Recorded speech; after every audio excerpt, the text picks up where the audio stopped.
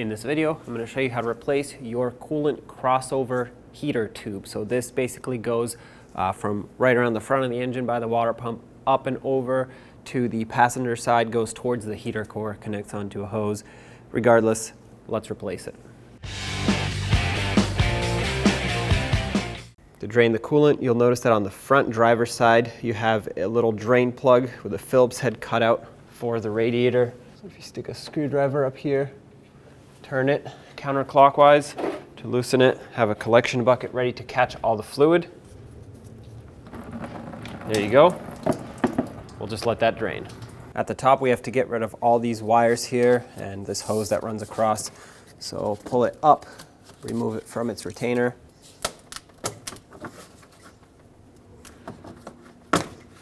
Okay, move it out of the way. This right here is a vacuum hose. It's a small one, so be careful not to break it. Remove the main power wire.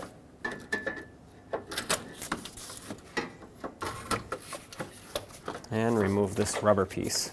Next, I want to remove the upper radiator shroud, and to do that, I will just start over here and work my way to the other side. I want to get off anything that is bolted to it, such as this power steering fluid reservoir. Use an 8mm socket and remove both of the retaining bolts.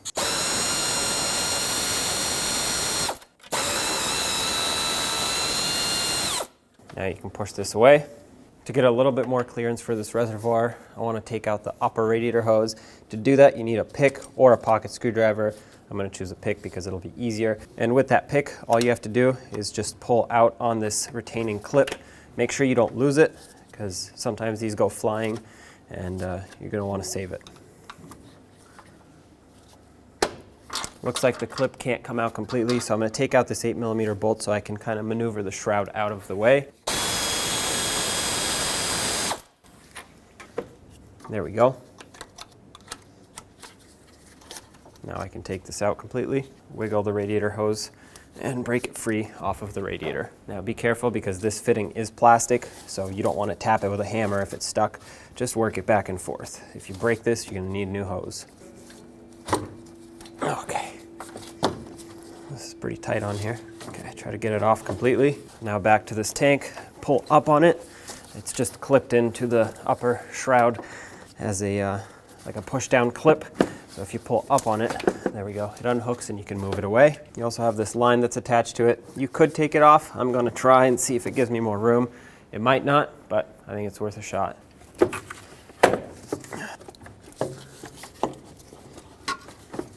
That's pretty good right there.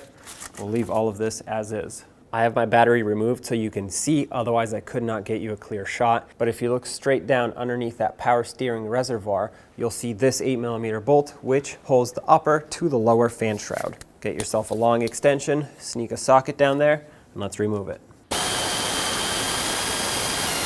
You're gonna have to block your view to take this out, but if you have a magnet, it's also a lot easier because you can come in from the top.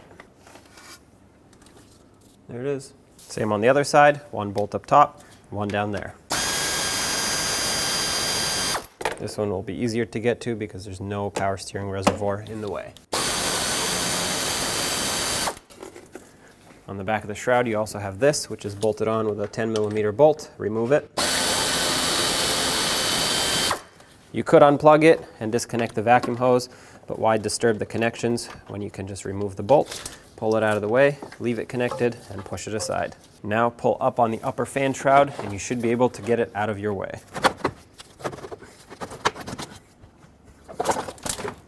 There it is.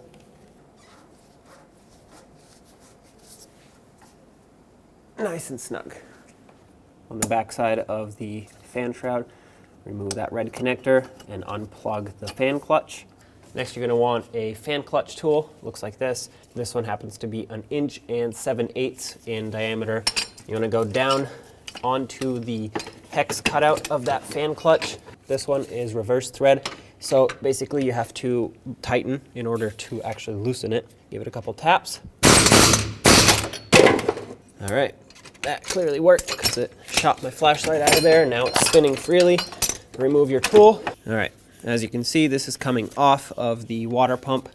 So that's perfect. However, before I take it off completely, we need to unbolt the fan shroud. To do that, it's kind of difficult to show you because of the limited space, but you'll see that there's a 13mm nut in that corner, one on the other corner. Right here you can see it if you spin the fan blades, and then there are 2 bolts at the bottom. It looks exactly like that, it's just at the bottom. So basically if this was a square and not round, there would be 1 in each corner. Let's remove all 4 of those, and then the fan and the fan shroud come up as 1 unit.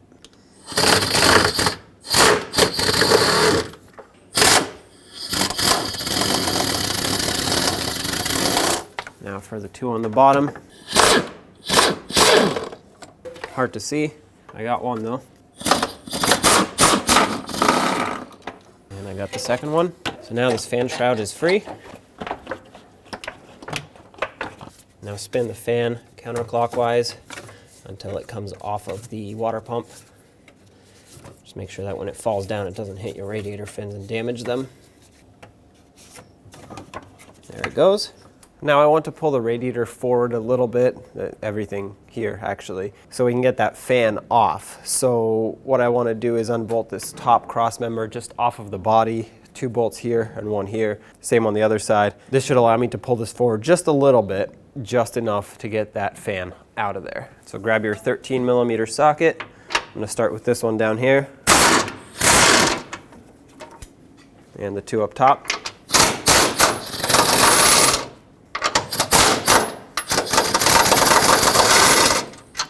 Do the same to this side over here.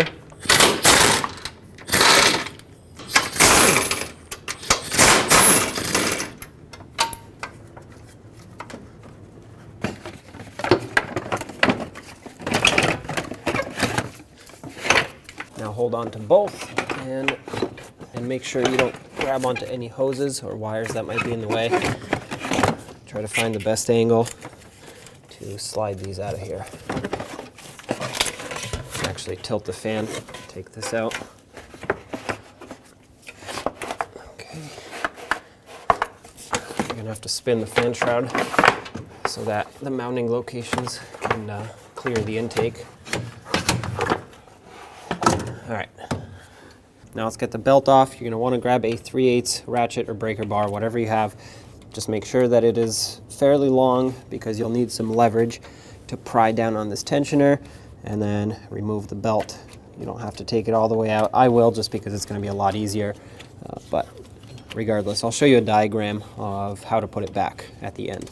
So, get this out of the way, take your tool out. At this point, we need to clear this area a little bit because the pipe that we're after runs underneath here. So we have to take out the oil filler housing as well as the intake pipe here. I'm going to start at the intake pipe, 2 clamps. You can use a flathead or an 8mm. I'm just going to use a flathead and loosen both of these up. And then as you can see, this will have to be removed with this housing at the same time, because these clamps are permanently mounted on it. Loosen this up a few turns, and we'll do the same to this one down here. Okay, so again, we're going to have to unbolt this before we pull this out of here. Follow this down and you'll see 2 8mm bolts on each side. They're a little bit difficult to see, but with a long extension, you can get to them.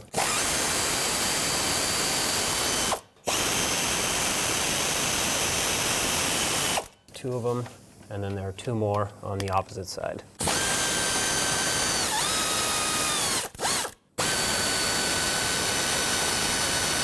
As you can see, this is loose now, but there is a hose connected underneath, so I'm gonna have to disconnect that before we pull it up. Again, it's pretty much impossible to show you because it's underneath everything and I can barely see it, but grab the hose.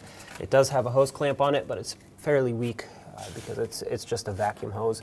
So you can pinch it with your fingers and pull it off of the bottom of this housing.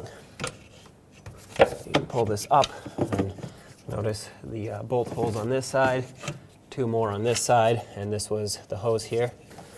All right, I'm just going to take the air box out of the way because it'll be a lot easier. So unplug the mass airflow, unplug this filter sensor, and just pull straight up. Over here, there's going to be a hose connected to it. Remove the hose. There we go. All right, so that's out.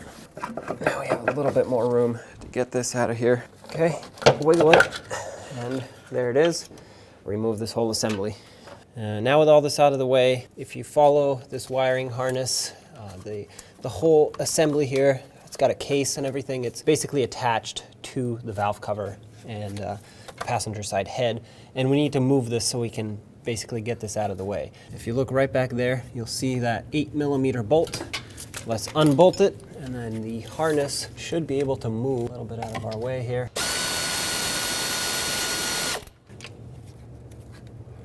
Now you can pull this whole harness and basically move it aside as needed. Looks like we're being pulled back by this connector, so I'm going to try to unhook it just like so. This gives us a little bit more room. We don't need to go much further than this because, as you can see, the hose or the pipe meets the hose right here. There's a clamp, so we can just unclamp it from over there when the time comes. Moving down the line, if you follow the harness and the tube, you'll see it's bolted on right here. A 10mm socket. Remove the mounting nut. Okay, this is nice and loose now. Now it's time to separate that hose from the tube itself. Pull this, now that it's unbolted, we can move it a little bit more out of the way. You can see that the clamp is on the back side there. And I have some special hose clamp pliers, so I'm gonna use those, but you can use regular pliers too. You just have to get them back here. Squeeze it down, they lock. So now you can move the hose clamp out of the way easily. You can unlock the pliers. That's going to let go of the clamp. Now we can separate the hose from the crossover pipe here. The hose is most likely going to be kind of stuck on the plastic here.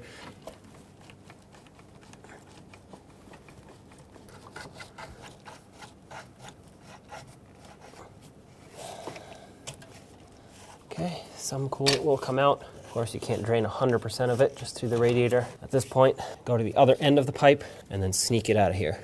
And now we actually have to unbolt the power steering pump and move it out of the way. So get a 10mm socket and take out the 3 bolts that hold it on.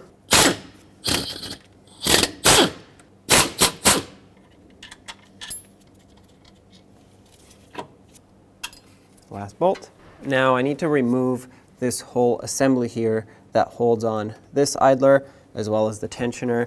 And there are 4 15mm fasteners, a bolt and a nut here, and then a nut and a bolt there. The bolt that goes down there is actually right behind this pulley, so you can either remove it with a 15mm socket on that bolt, or you can do what I'm about to do, and that is to lock it in the service position. So what you need is a little pin like this.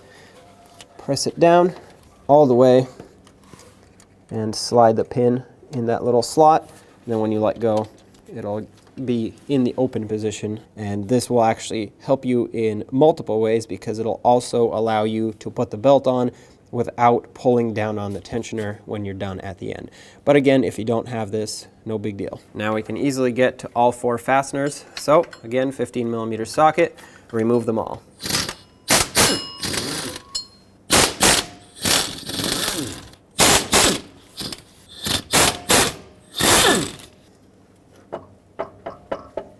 This one will be difficult to see, but we also have to remove tension off of the AC pulley, which I didn't think we did, so that's why I'm doing it now. On this one, you have to pull up.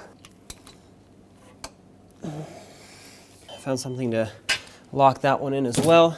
Now, if you follow the power steering pump hoses, you'll see that they're secured with a 13mm onto this bracket. Let's try and get this off of here.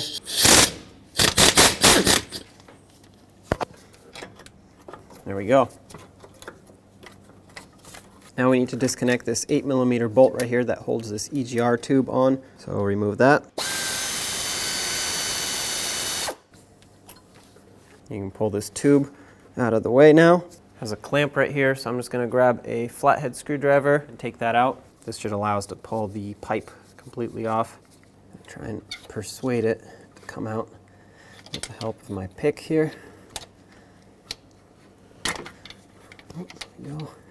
It's making progress, and there we have it. That was this O-ring that was holding us up. 8mm socket, take the bolt out.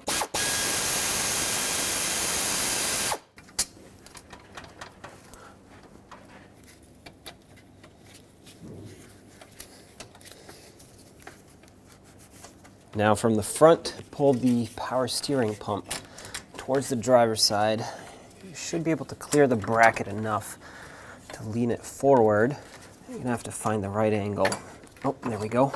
If you maneuver it enough, this pipe here, you can keep pulling up, and you'll notice it can't go too far up because it's hitting the intake. To give it a little bit more clearance, I'm going to pull this connector out of here.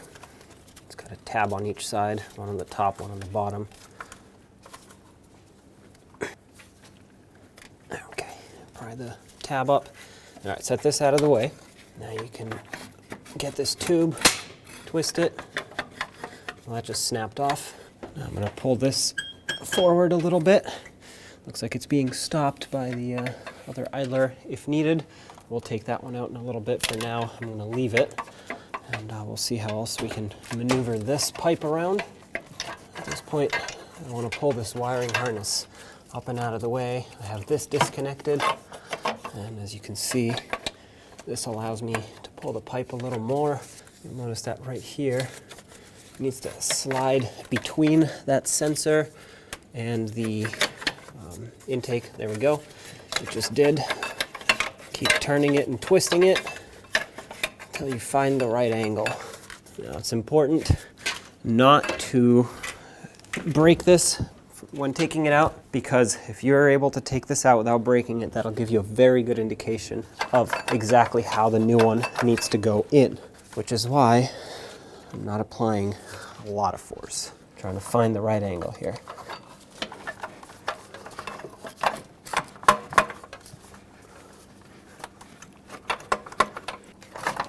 Oh, okay, it's coming out.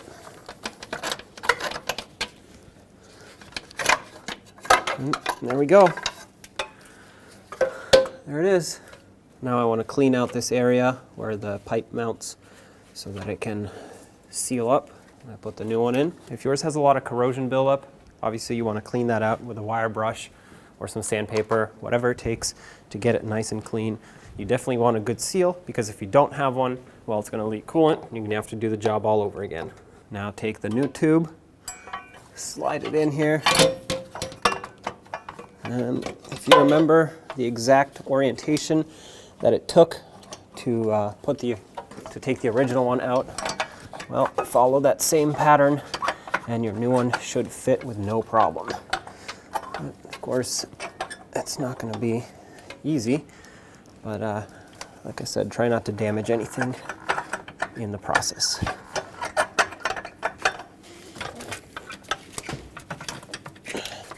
Bring it back out because it's stuck underneath that sensor, and I need it to be up and over it. There we go. Oh.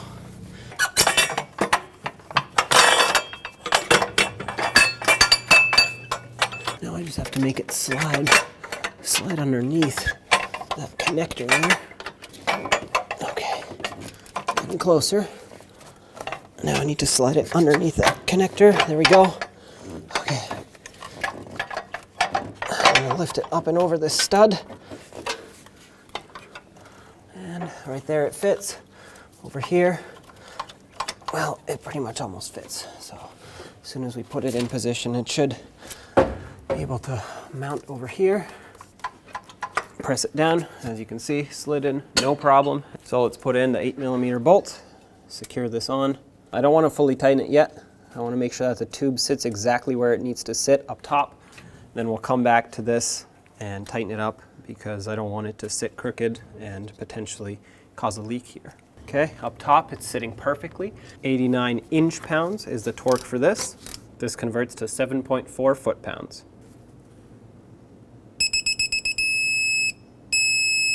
That's it right there. Let's put the power steering pump back. There we go. Slides in. Fits pretty snug in there, but obviously it fits. Reattach it with the 3 mounting bolts. Gonna snug this one up a little bit. Mostly so it can pull the power steering pump flush. Don't tighten it because I still need it to move, but once it's pulled flat like this, I'm more likely to be able to line up the other two. Otherwise it'll be at a weird angle and the threads won't catch. They're all started. I'm going to bottom them out, and then we'll come back and torque them.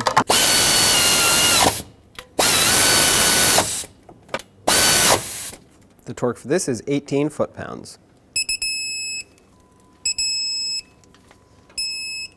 Let's put in this little pipe over here, slide it into the hose up top, bottom it out all the way.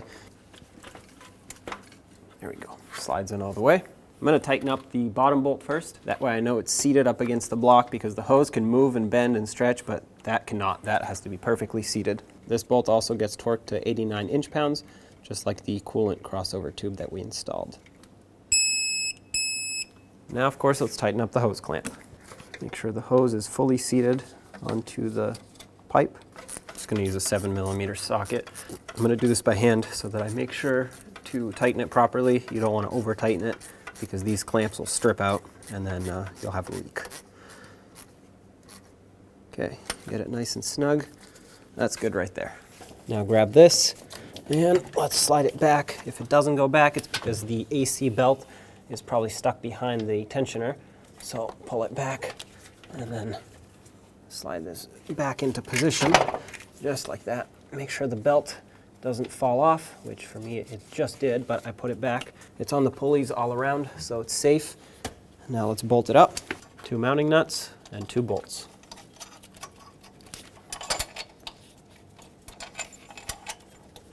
$15mm socket, snug them all up.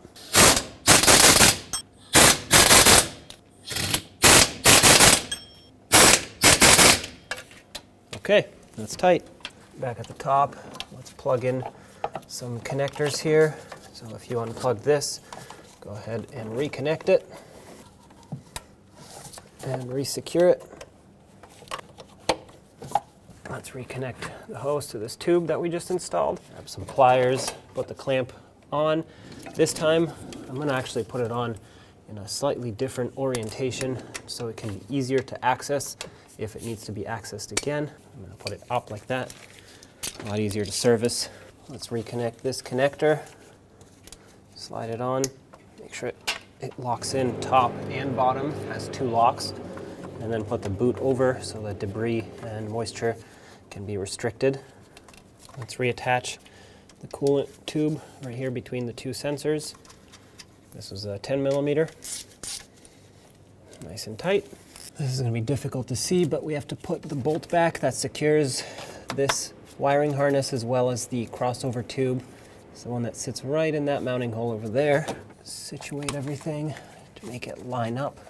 And then get the bolt, slide it in. Make sure that's nice and snug. For me, this connector popped off again, so I'll just shove it back right into place, nice and secured. Let's get this assembly back in. Make sure that this filler housing lines up. Make sure there's no debris over there. Let's slide this onto the turbo. Wipe off the surface. Obviously try not to get debris inside the engine. Put this down here. There's this hose here that it needs to connect to. Just like that. While we're at it, let's put the hose clamp back. Okay, get your 4 bolts. Start them in. As long as it's in good condition, this gasket here is reusable.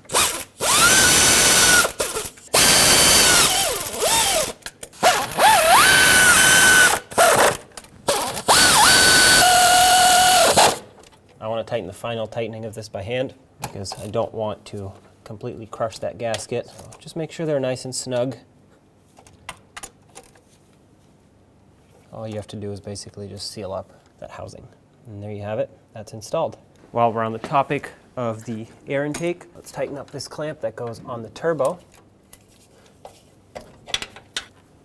Okay, let's get the air box reinstalled. Sometimes it's easiest if you put some grease on these 3 little pins so that they can slide into their bushings. Mine already have some grease, so I don't have to worry about that. Make sure you put this tube in here, or the hose. And then the back needs to slide in down and in first. And then the little pins will slide into their bushings automatically as this comes down. Make sure all of your wires out of the way.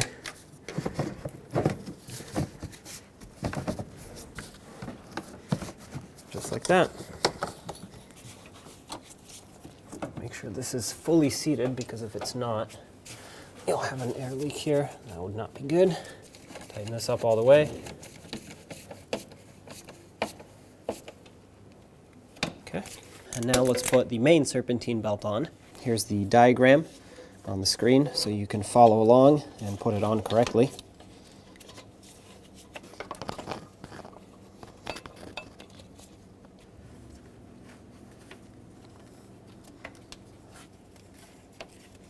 It's in position mostly, so let's grab our tool, release tension, and apply the belt. Slip it over, make sure it sits on all the grooves. Double check all the pulleys again, everything is perfect. Apply tension, remove your tool, and that's done.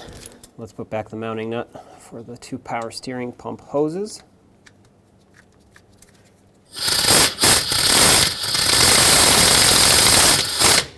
At this point, let's get the fan shroud in, but don't put it in all the way. Once it's halfway through, I have to slide the fan in. Again, make sure to not grab these wires and hoses with the shroud. Break them.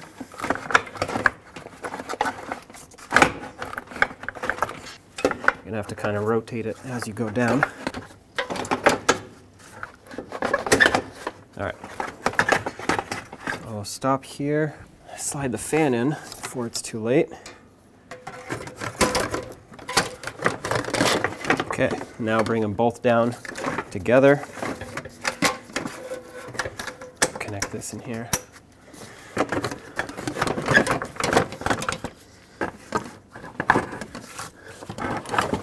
Okay, and then at the bottom, make sure that the rubber flap goes underneath this lower fan shroud. That's what seals it up so the air can get pulled through the radiator. I'm going to start the 2 nuts on the top in. That way I can have it secured up here. Once I start these in, I'm going to push it back, get the 2 lower ones in, and then I'll put the fan on.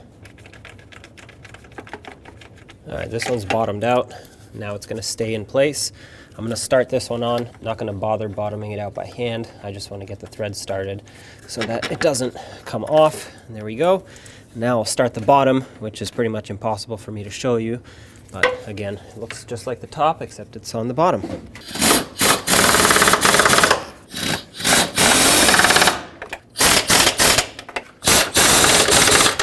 That's all set. Let's get the fan started on. Lift up the fan. Remember, this is reverse thread, so now you're going to want to spin it counterclockwise to get it to catch on and tighten. And there you have it. That just caught on to the water pump. Spin it until it bottoms out, then we'll grab our tool and fully tighten it. Slide your tool down here, go in the loosening direction to tighten it. Give it a couple taps, that should be plenty. Plug in the fan clutch.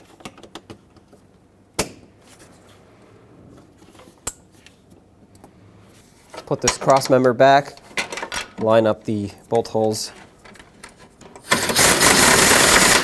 The top one's started too. Now let's do the other side.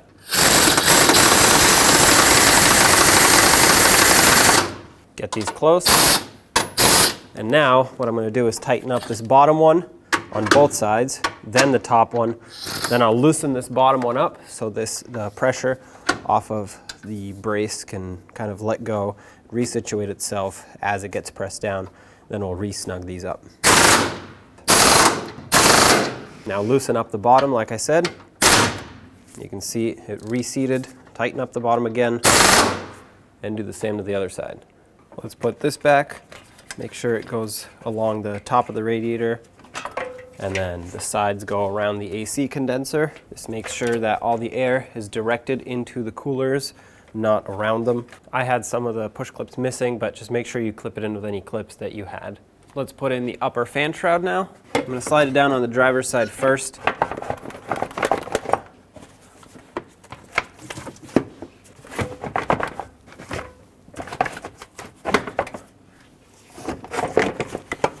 There we go. Let's put all these hoses back. let's reconnect the upper radiator hose. Slide it on, make sure that this tab lines up, and push it in all the way. The slot in here, if you look closely, it lines up. So take that metal clip and put it right back in. It should seat itself down all the way like this. If it doesn't go down, that means the hose isn't fully seated, and as soon as it builds pressure, it's going to pop right off, if not leak right off the bat. So make sure it's in all the way and the clip seats itself down. Let's reattach this here, put the bolt back in, and tighten it up.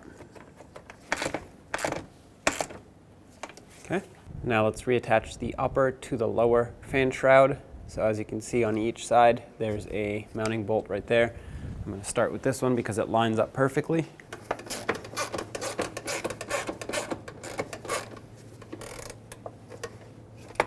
That's nice and snug. Get the top one in. And let's do the other side. Okay, so this one was a little trickier. Stick a pry bar in here and kind of guide that lower shield in place, the lower fan shroud. All right, just make sure it's nice and tight. Do the same to the top one. Now bring the power steering reservoir up, and remember it has to slide up more than you think it needs to because it has to hook into the fan shroud down there.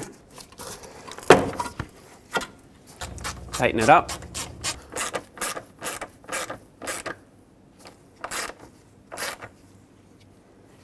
Now let's fill up the cooling system, remove the cap off of your overflow, and pour in manufacturer's specified fluid. If you don't know what that is, check your owner's manual. You'll notice that there's a cold fill range right here. This is what you're aiming for. So add coolant until you get to right about here, and then I'll run you through the bleeding procedure.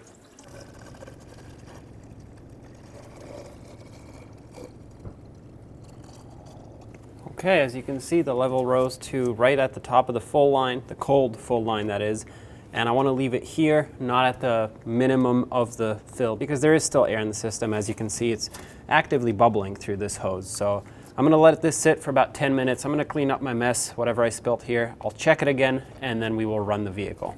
If you wanted to help the process along, you can massage the radiator hoses. As you can see, every time I do that, it bubbles up a lot.